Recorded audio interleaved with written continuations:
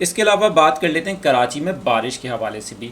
और बारिश के हवाले से मैं आपको बता दूं कि इस वक्त सूरत हाल ये है कि जिस तरह मैंने आपको बताया कि कराची में ख़ास तौर पे शुमाल मशरक़ी इलाके जो हैं शहर के, वहाँ पर बताया जा रहा है कि कुछ इलाकों में बूंदाबांदी या हल्की बारिश हो रही है।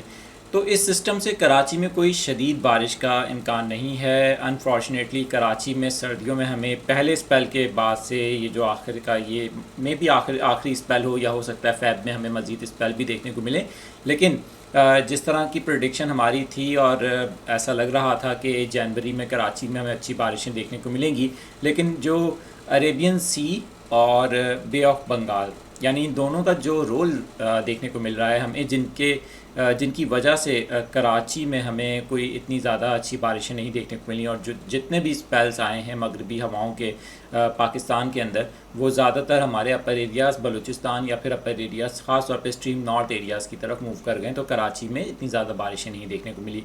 इस स्पेल के अंदर भी यही है कि कराची के जो ख़ास तौर पे शुमाल मगरबी इलाके हैं, वहाँ पर कुछ मकामात पर हमें हल्की बारिश बूंदाबांदी तो देखने को मिल रही है, लेकिन कुछ कमज़ोर शिद्दत के बादल सिर्फ बन रहे हैं जो कि ये बारिश दे रहे हैं। ओवरऑल शहर के अंदर तेज़ बारिश का फ़िलहाल कोई चांस नहीं है। तो ये तो है कराची की मौजूदा सूरत हाल जो आपके साथ मैंने शेयर की है।